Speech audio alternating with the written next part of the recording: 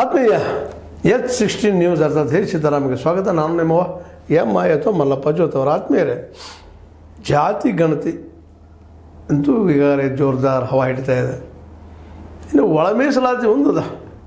ಜಾತಿ ಗಣತಿ ಜೊತೆಗೆ ಒಳ ಮೀಸಲಾತಿ ನಮ್ಮ ಪರಿಶಿಷ್ಟ ಜಾತಿಗಳಲ್ಲಿ, ಅದರಲ್ಲಿ ಕೆಲವು ಜನ ಹೆಚ್ಚಿಗೆ ಲಾಭ ಮಾಡಿಕೊಂಡಿದ್ದಾರೆ ಅನ್ನೋಂಥ ಆರೋಪ ಮೇಲ್ಮೇಲೆ ಕೇಳಿ ಬರ್ತದೆ. ಇದಕ್ಕಾಗಿ ನಮ್ಮ ಸಿದ್ದರಾಮಯ್ಯನವರು H.N. ನಾಗಮೋಹನ್ ದಾಸ್ ಆಯೋಗದ ಅಡಿಯಲ್ಲಿ ಇದರ ಬಗ್ಗೆ ಈ ಒಂದು ಏನು ಏರಪೇರಾಗಿದೆ ಒಳ ಮೀಸಲಾತಿ ಬಗ್ಗೆ ಒಂದು ಆಯೋಗ ನೇಮಿಸಿ ಅದರ ರಿಪೋರ್ಟ್ ಕೊಡೋದಕ್ಕೆ ಕೇಳಿದ್ದಾರೆ.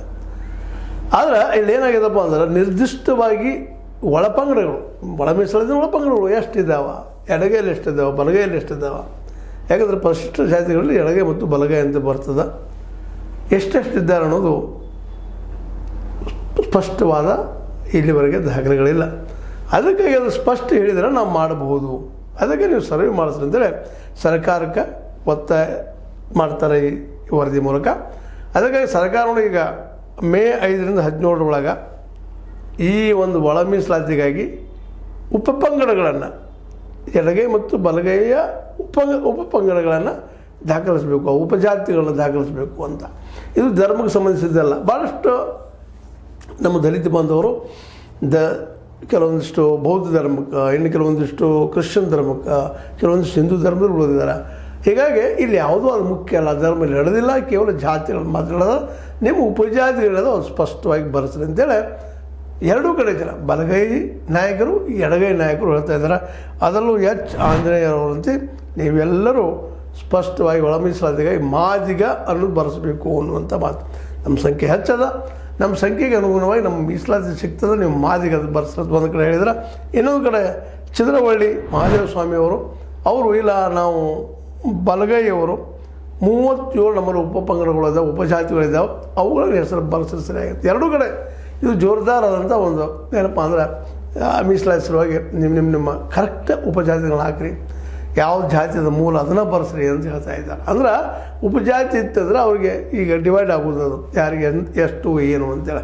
ಛಲವಾದಿ ಅನ್ನುವಂಥದ್ದು ರೈಟ್ ವಿಂಗ್ದವ್ರು ಇರ್ಬೋದು, ಬಲಪಂಥಿ ಎಲ್ಲ ಬಲಗೈದವರು, ಇನ್ನೊಂದು ಕಡೆ ಈ ಎಡಗೈದವರು ಅಂದರೆ ಮಾದಿಗರು ಎಷ್ಟು ಇರ್ಬೋದು ಈಗ ಅನ್ನೋದು ಒಂದು ಲೆಕ್ಕ. ಅದನ್ನು ತೆಗೆದ್ಮೇಲೆ ನಾನು ಏನು ಮಾಡಬಹುದು ಅನ್ನೋದನ್ನು ನಮ್ಮ H.N. ನಾಗಮೋಹನ್ ದಾಸ್ ಅವರು ಈ ಶಿಫಾರಸು ಮಾಡಿದ್ದಾರೆ. ಈ ಶಿಫಾರಸಿಗೆ ಸಿದ್ದರಾಮಯ್ಯನವರು ಸಹಿತ ಇದಕ್ಕೆ ಈಗಾಗಲೇ ಸ್ಟಾರ್ಟ್ ಮಾಡಿರಪ್ಪ ನಿಮ್ಮ ಕೆಲಸ ಅಂತ ಹೇಳಿದ್ದಾರೆ. ಅದಕ್ಕಾಗಿ ನಮ್ಮ ಈ ಒಂದು ಆಂಜನೇಯವರು ಸ್ಪಷ್ಟವಾಗಿ ಎಲ್ಲರೂ ಜನಜಾಗೃತಿ ಮಾಡಬೇಕು. ಮೇ 5ರಿಂದ 17 ನೀವು ಎಲ್ಲೇ ಇದ್ರೂ ನಿಮ್ಮ ಊರಾಗಿರಬೇಕು, ನಿಮ್ಮ ಮನೆಯೊಳಗಿರಬೇಕು. ಹಳ್ಳಿಯಲ್ಲಿರ್ರಿ, ಹಾಡಿಯಲ್ಲಿರ್ರಿ, ಬಡಾವಣೆಗಳಲ್ಲಿರ್ರಿ, ಎಲ್ಲಿರ್ತೀರಿ ನೀವು ನಿಮ್ಮ ಮನೆಯಾಗಿರಬೇಕು ಅಂತೇಳಿ ಪರಿಶಿಷ್ಟ ಜಾತಿಯವರಿಗೆ ಅಂದರೆ ದಲಿತರಿಗೆಲ್ಲ ಮನವಿ ಮಾಡಿಕೊಂಡಿದ್ದಾರೆ. ಯಾಕೆಂದರೆ ಇದು ಅವರಿಗೆ ಏನಪ್ಪ ಅಂತಂದ್ರೆ ಒಂದು ಜೀವನ ಮರಣದ ಪ್ರಶ್ನೆ ಅಂತ. ಯಾಕಂದರೆ ಮತ್ತು ಅಲ್ಲಿ ಶೋಷಣೆ ಈ ಜಾತಿ ವ್ಯವಸ್ಥೆ ಇಷ್ಟು ದುಷ್ಟದ ಮ್ಯಾಲಿದ್ದವ್ರ ಕೈನ ಅವ್ರು ಶೋಷಣೆ ಮಾಡೋದು, ಅವ್ರ ಕೈನ ಅವ್ರು ಶೋಷಣೆ ಮಾಡೋದು, ಅವ್ರು ಸುಳಿವು ನಡೆದು ಬಿಟ್ಟಿದ್ದಾವೆ. ಇವು ಇಲ್ಲಿ ಎಡಗೈ ಬಲಗೈ ಸಲುವಾಗಿ ಸಾಕಷ್ಟು ಜಗಳಗಳಾಗಿದ್ದಾವೆ, ಏನೇನೋ ಆಗಿದಾವೆ. ಬಲಗೈ ನಾವು ಶ್ರೇಷ್ಠ ಅಂತ ಹೇಳ್ತಾರೆ, ಇವ್ರಿಗೆ ಎಡಗೈ ಕನಿಷ್ಠ ಅಂತ ಹೇಳ್ತಾರೆ. ಏನೇನು ಪಾಪ ಅವರಲ್ಲಿ ಈ ರೀತಿಯಾಗಿ ನಾವು ಒಡೆದು ಬಿಟ್ಟಿವಿ. ನಾವೆಲ್ಲ ಬುದ್ಧಿವಂತ ಜನ ಅವರಲ್ಲಿ ಅವರು ಒಡಕು ಬಿಟ್ಟು ಸರ್ ಒಡಕು ಅನ್ನೋಕ್ಕಿಂತ ನಮ್ಮ ಎಷ್ಟು ಒಡಕಾಗಿರ್ತಾರೆ ಅಷ್ಟು ನಮ್ಮ ಕೈಯೊಳಗೆ ಹಾಳಾಗಿರ್ತಾರೆ ಅನ್ನುವಂಥ ದುಷ್ಟ ಬುದ್ಧಿಯಿಂದ ನಾವು ಬುದ್ಧಿವಂತ ವರ್ಗದವ್ರು. ನಾನು ಇಷ್ಟೇ ಹೇಳ್ತೀನಿ, ಯಾವ ಜಾತಿ ಅಂತ ಹೇಳೋದಿಲ್ಲ, ಮೇಲ್ಜಾತಿ ಮತ್ತೆ ಅವತ್ತನ್ನ ಹೇಳಿಕ್ಕೆ ಹೋಗೋದಿಲ್ಲ. ಈಗ ಬುದ್ಧಿವಂತ ಜನ ತಮಗೆ ಬೇಕಾದಂಗೆ ಇವ್ರ ಬಳಿ ಒಡಕು ಕೊಟ್ಟು ಮಾಡಿದ್ದಾರೆ. ಅದಕ್ಕೆ ಈ ಸಲ ಹೋಗ್ಬೇಕು ಅದು ಅಂತ. ಅದಕ್ಕೆ ಬಲಗೈದವರು ಛಲವಾದಿ ಬರ್ಸ್ರಿ ಅಂತ ಹೇಳಿದ್ರೆ ಇವರು ಮಾದಿಗ ಅಂತ ಬರ್ಸ್ರಾಗೆ, ಅದು ಬಿಟ್ಟು ಬೇರೆ ಏನೂ ಬರ್ಸ್ಲಿಕ್ಕೆ ಹೋಗ್ಬೇಡ್ರಿ ಅನ್ನುವಂಥ ಮಾತನ್ನು ಸ್ಪಷ್ಟವಾಗಿ ಹೇಳ್ತಾ ಇದ್ದಾರೆ. ಯಾಕಂದ್ರೆ ಶಿಕ್ಷಣಕ್ಕೆ ಬೇಕಾದು, ಸಾಮಾಜಿಕ ಸ್ಟೇಟಸ್ಗೆ ಬೇಕಾಗಿದೆ, ಆರ್ಥಿಕವಾಗಿ ಏನಾದ್ರು ಪಡ್ಕೋಬೇಕಾದ್ರೆ ಬೇಕಾಗ್ತದೆ, ಮೀಸಲಾತಿಗೆ ಬೇಕಾಗ್ತದೆ. ಎಲ್ಲದಕ್ಕೂ ಕರೆಕ್ಟ್ ಉಪಜಾತಿ ಇತ್ತಂದ್ರೆ ಅವ್ರಿಗೆ ಆ ಮೀಸಲು ಸೌಲಭ್ಯ ಸಿಗಲಿಕ್ಕೆ ಸಾಧ್ಯ ಇದೆ. ಇಲ್ಲಪ್ಪ ಅಂದ್ರೆ ನೀವು ರಫ್ ಆ್ಯಂಡ್ ಟಫ್ ಏನೋ ಬರೆದ್ರಿ ಸಿಗಲಿಕ್ಕೆ ಸಾಧ್ಯ ಇಲ್ಲ. ಅದಕ್ಕೆ ಉಪಜಾತಿಗಳನ್ನು ಮಸ್ಟ್ ಆ್ಯಂಡ್ ಶುಡ್ ನೀವು ಹಾಕಲೇಬೇಕು. ಇಲ್ಲಾಂದ್ರೆ ನಿಮಗೆ ಏನಪ್ಪ ಅಂತಂದ್ರೆ ಒಳ ಮೀಸಲು ಸಿಗೋದಿಲ್ಲ. ಟೋಟಲಾಗಿ ಸಿಗ್ತಿರ್ತದೆ, ಅದು ಏನು ಸಿಗ್ತದೆ ಗೊತ್ತಿಲ್ಲ. ಇನ್ನು ಅದು ಏನು ಮಾಡಿದ್ದಾರೆ ನಮ್ಮ H.N. ಮೋಹನ್ ದಾಸ್ ಅವರು, ಅವರು ಸ್ಪಷ್ಟವಾಗಿ ಹೇಳ್ತಾ ಇದ್ದಾರೆ ನಿಮ್ಮ ಜಾತಿಗಳನ್ನ ಉಪಜಾತಿಗಳನ್ನ ಸರಿಯಾಗಿ ಬರೆಸ್ರಿ ಅಂತೇಳಿ. ಧರ್ಮದ ಬಗ್ಗೆ ಮತ್ತೊಮ್ಮೆ ಹೇಳುವಂಥದ್ದು ಏನಪ್ಪ ಅಂದ್ರೆ ಧರ್ಮದ ಬಗ್ಗೆ ತೆರಿಗೆ ಹಚ್ಕೊಳ್ಳಿಕ್ಕೆ ಹೋಗಬೇಡ್ರಿ. ಬೌದ್ಧರು ಹಚ್ಕೊಳ್ರಿ, ಬೌದ್ಧಿಸಮ್ ಹಚ್ಕೊಳ್ರಿ, ಬೇಡ ಜೊತೆಗೆ ಕ್ರಿಶ್ಚಿಯನ್ರು ಹಚ್ಕೊಳ್ರಿ. ಎಷ್ಟೋ ಜನ ಕ್ರಿಶ್ಚಿಯನ್ರು ಧರ್ಮಕ್ಕೂ ಕನ್ವರ್ಟ್ ಆಗಿದ್ದಾರೆ. ಮತ್ತು ನಮ್ಮಲ್ಲಿ ಕನ್ವರ್ಸೇಷನ್ ಮೆಂದು ಹಾಗೆ ಆಗ್ತದೆ ಕನ್ವರ್ಟ್ನೆಸ್. ಹೀಗಾಗಿ ಸಿಕ್ಕರಿರಲಿ ಅಥವಾ ನಾವು ಏನಪ್ಪ ಅಂತ ಮುಸಲ್ಮಾನರಲ್ಲೇ ನೀವು ಕನ್ವರ್ಟ್ ಆಗಿರ್ರಿ, ಎಲ್ಲೂ ಆಗಿರ್ರಿ, ನಿಮ್ಮ ಮೂಲ ಜಾತಿಯನ್ನು ಭರಿಸಿದ್ರೆ ಅಂದರೆ ಧರ್ಮಲ್ಲಿ ಇಂಪಾರ್ಟೆಂಟ್ ಅಲ್ಲ ಅನ್ನೋದು ಮಾತನ್ನು ಹೇಳಿದ್ದಾರೆ. ಇದು ಎಲ್ಲರೂ ಆ ದಿಶೆಯಲ್ಲಿ ಹೆಜ್ಜೆ ಇಟ್ಟು ಅಂತ ಹೇಳ್ತಿದ್ದಾರೆ. ಜೊತೆಗೆ ಆಂಜನೇಯನವರಂತೆ ಪೂರ್ಣ ಪ್ರಮಾಣದಲ್ಲೇ ಎಲ್ಲ ತಮ್ಮ ಜನರಿಗೆ ನೀವು ಮಾದಿಗ ಅಂತ ಬರೆಸ್ರಿ, ಮ್ಯಾಕ್ಸಿಮಮ್ ಅದರಿಂದ ಲಾಭ ಆಗ್ತದೆ ಅನ್ನುವಂಥ ಮಾತನ್ನು ಹೇಳಿದ್ದಾರೆ. ಮತ್ತು ಅದ್ರ ಜೊತೆಗೆ ಒಂದು ದೊಡ್ಡ ಸಭೆಯನ್ನು ಕರೆದು ಜನರ ಜಾಗೃತಿ ಮೂಡಿಸುವ ಕೆಲಸವನ್ನು ನಮ್ಮ ಆಂಜನೇಯವರು ಆಂಜನೇಯವರು ಮಾಡಿದ್ದಾರೆ. ಮತ್ತು ಇನ್ನೊಂದು ಮಾತು ಹೇಳ್ತಾರೆ ಅವರು, ಆದಿ ಕರ್ನಾಟಕ, ಆದಿ ದ್ರಾವಿಡ, ಆದಿ ಆಂಧ್ರ ಹೀಗೆಲ್ಲ ಬರೆಸಬೇಡ್ರಿ ಅಂತ. ಆಂಧ್ರದಲ್ಲಿದ್ದಂಥವೆಲ್ಲವ ಈ ನಮ್ಮಲ್ಲಿ ನಡೆಯೋದಿಲ್ಲ, ನಮ್ಮಲ್ಲಿ ಏನಿದೆ ನಮ್ಮ ಜಾತಿ ಏನಿದೆ ಬರೆಸ್ರಿ, ಸುಮ್ಮನೆ ಏನೇನು ಹೇಳಿಕ್ಕೆ ಹೋಗ್ಬೇಡ್ರಿ, ಏನೋ ಆದಿ ಕರ್ನಾಟಕದವ್ರಿ, ಆದಿ ದ್ರಾವಿಡ, ಆದಿ ಆಂಧ್ರ ಹಿಂಗೆಲ್ಲ ಹೇಳೋದ್ರಿಂದ ಏನೂ ಇಲ್ಲ, ಅದು ತಪ್ಪಾಗ್ತದೆ. ನಿಮ್ಮ ಉಪಜಾತಿ ಸರಿಯಾಗಿ ಬಳಸ್ರಿ. ಅದಕ್ಕೆ ಮಾದಿಗ ಅನ್ನುವಂಥ ಶಬ್ದ ಬಳಸ್ರಿ, ನಮ್ಮೆಲ್ಲ ಜನರಿಗೂ ಮೀಸಲಾತಿ ಸಿಗೋ ಸಾಧ್ಯತೆ. ಅದು ಬಳಸಲಿಲ್ಲ ಅಂದ್ರೆ ಏನು ಮಾಡಲಿಕ್ಕೆ ಬರೋದಿಲ್ಲ ಅನ್ನೋದು ಮಾತು ಸ್ಪಷ್ಟವಾಗಿ ಹೇಳಿದ್ದಾರೆ.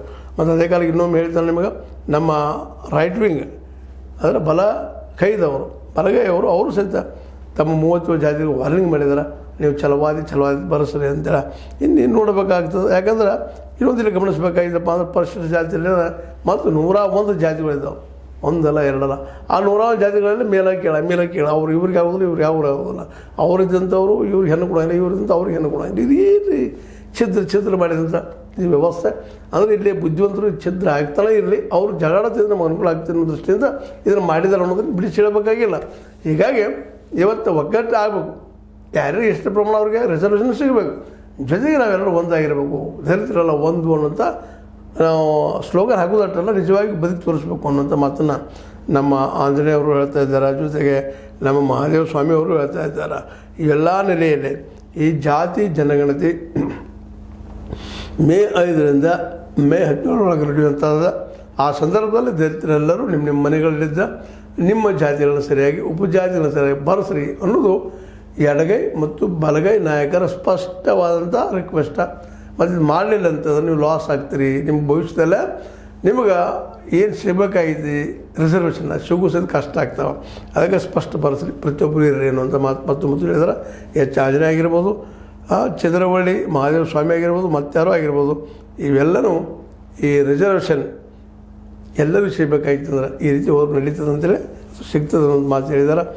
ಅದು ಅದೇ ರೀತಿಯಾಗಿ ಆಗ್ಬೋದು ಅನ್ನೋಂಥ ಮಾತುಗಳಿದ್ದಾವೆ. ಏನೂ ಇರಲಿ, ಆಂಜನೇಯ ಆಗಿರ್ಬೋದು, ಚಂದ್ರವಳ್ಳಿ ಮಹಾದೇವ ಸ್ವಾಮಿಯವರಾಗಿರ್ಬೋದು, ತಮ್ಮ ಜನರ ಹಿತರಕ್ಷಕ ಹೆಚ್ಚಾಗಿ ಇದನ್ನೆಲ್ಲ ಹೇಳ್ತಾ ಇದ್ದಾರೆ.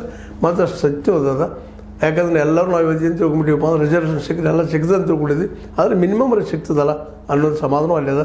ಹೀಗಾಗಿ ಸರಿಯಾಗಿ ಬರೆಸೋದು ಅವ್ರ ಜವಾಬ್ದಾರಿ. ತಮ್ಮ ಏನಪ್ಪ ಅಂದರೆ ಒಳಜಾತಿ ಯಾವುದು ಅನ್ನೋದನ್ನು ಬಳಸಿ ಉಪಜಾತಿಯನ್ನು ಬಳಸಿದ್ರಪ್ಪ ಅಂದ್ರೆ ಅದು ಭವಿಷ್ಯದಲ್ಲಿ ಹೆಲ್ಪ್ ಆಗ್ತದೆ ಅಂತ ಹೇಳ್ತಾ ನಮ್ಮ ಆಂಜನೇಯವ್ರು ಹೇಳಿದ್ದಾರೆ. ಅದರಲ್ಲೂ ಮತ್ತೊಮ್ಮೆ ಹೇಳ್ತಾರೆ, ನಿಮಗೆ ಎಚ್ಚರ ಕೊಡುವಂಥದ್ದು ಆದಿ ದ್ರಾವಿಡ, ಆದಿ ಆಂಧ್ರ, ಆದಿ ಕರ್ನಾಟಕ ಬರೆಸ್ಲಿಕ್ಕೆ ಹೋಗಬೇಡ್ರಿ, ಅದು ತಪ್ಪಾಗ್ತಾವೆ ಅನ್ನೋಂಥ ಮಾತು ಹೇಳ್ತಾ ಇದ್ದಾರೆ. ಮತ್ತೊಮ್ಮೆ ರಾಜ್ಯ ಛಲವಾದಿ ಕ್ಷೇಮಾಭಿವೃದ್ಧಿ ಸಂಘದ ಅಧ್ಯಕ್ಷ ಚಂದ್ರವಳ್ಳಿ ಅವರು ಹೇಳ್ತಾ ಇರೋದು, ನೀವು ಛಲವಾದಿ ಅಷ್ಟೇ ಬರೆಸಲಿ ಅನ್ನೋಂಥ ಮಾತು ನಮ್ಮ ಆಂಜನೇಯನವರು ಮಾದಿಗದ್ದು ಬರೆಸಲಿ ಅಂತೇಳಿ ಒಟ್ಟು ಒಕ್ಕಲಿಗರು ಪ್ರಯತ್ನ ಮಾಡಿದ್ದಾರೆ. ಇದು ಎಷ್ಟರ ಮಟ್ಟಿಗೆ ಯಶಸ್ವಿ ಆಗ್ತದೆ ನೋಡೋಣ ಅಂತ ಹೇಳ್ತಾ, ಈ ಜಾತಿ ಗಣತಿ ಎಲ್ಲ ಜಾತಿಗೂ ಆವಾಗಾಗಿದೆ, ನೋಡಿ ಯಾವಾಗ ಆಗ್ತದಾಗಲಿ, ಬಟ್ ಅದು ಅನಿವಾರ್ಯವಾಗಿ ಬರಲೇಬೇಕಾಗ್ತದೆ, ಬರ್ತದೆ. ಯಾಕಂದ್ರೆ ಒಂದು ಕೊನೆ ಮಾತು ಹೇಳುವಂಥದ್ದು, ಜಾತಿ ಹುಟ್ಟಿನಿಂದ ಬರೋದು ನಾವು ಸಾಯುವವರೆಗೂ ಇರ್ತದೆ. ಈ ದೇಶದ ದುರಂತ ಅದು ಇರಬಾರ್ದಾಗಿತ್ತು, ಹೋಗ್ಬೇಕಾಗಿತ್ತು. ನಾವು ಮಾತಾಡ್ತೀವಿ ಆ ವಿಷಯ ಬಂದಾಗ ಮತ್ತು ನಾವು ಯಾವ ಜಾತಿ ಅವ್ರು ಯಾವ ಸಮಾಜ ಶುರು ಮಾಡಿಬಿಟ್ಟಿರ್ತೀವಿ. ಇದು ನಾವೆಲ್ಲರೂ ನಮ್ಮನ್ನು ನಾವು ತಿದ್ದುಕೊಳ್ಬೇಕಂತ ಸಮಯ ಅಂತ ಹೇಳ್ತಾ, ನಿಮಗೆ ಲೈಕ್ ಆಗಿರ್ಬೋದು, ಲೈಕ್ ಮಾಡಿ, ಶೇರ್ ಮಾಡಿ, ಕಮೆಂಟ್ ಮಾಡಿ, ಜೊತೆಗೆ ಸಬ್ಸ್ಕ್ರೈಬ್ ಆಗೋದು ನಿರೀಕ್ಷೆಗೆ ಹೋಗಬೇಡ್ರಿ. S16 ನ್ಯೂಸ್ ಅರ್ಥ ತಿಳಿಸಿ ತರಬೇದು ಸತ್ಯದ ಕೈಯಲ್ಲಿ ವಂದನೆಗಳು.